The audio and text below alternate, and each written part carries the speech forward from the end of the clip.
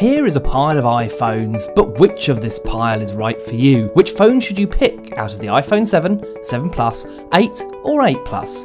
Let's break it down a bit to make things easier. To effectively pick a phone, you have to decide on size first. So do you want a small phone or a larger phone? This will help you decide between the Plus and the regular iPhone. Of course, there are hardware differences too, and keen photographers might have to put aside any large phone phobia for the sake of that dual camera. There are of course a couple of things that are the same regardless of which phone you get. All have lost the headphone jack and all have water resistance and keep roughly the same button layout. The home button is also a constant and it still has that fingerprint sensor built in. Around the devices themselves, you'd be pretty hard pressed to find any serious changes until you hit that glass back on the iPhone 8 and 8 Plus. And as you would expect, the newer iPhones will have a performance advantage over the older devices.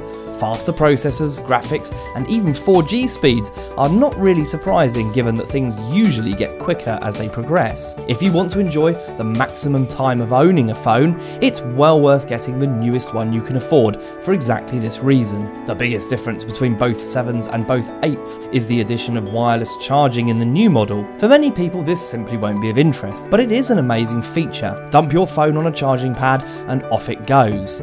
This is ideal if you're charging overnight by your bed and just want to pick your phone up in the morning and go. Apple is also working on a device that charges your AirPods, Apple Watch and iPhone all at the same time, wirelessly. In terms of the two smaller phones, the iPhone 7 and 8, there is a smattering of differences between the two. But it's more interesting that the older phone has many of the same specifications, like the screen, which is similar but not identical. The newer iPhone has that true tone display that matches the screen to your ambient light. That means more accurate colours, but people could probably live without it. Both the 7 and 8 have wide colour for the best possible image quality. The older iPhone 7 has a larger battery too, but there's not a lot in it and the newer phone has better power saving to compensate. Comparing the iPhone 7 Plus and 8 Plus is much the same. You get a slightly improved camera that does an amazing job. The zoom is still an incredibly handy feature, and for me it is the perfect reason to get the Plus over the standard models. But both the iPhone 7 Plus and 8 Plus are stunning for photography.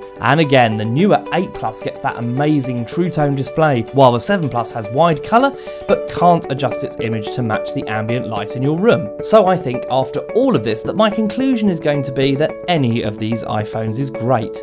Get a newer one and you'll get more power, a slightly better screen and an improved camera. Get the older model and you can save some money and still have a great device that will last many years.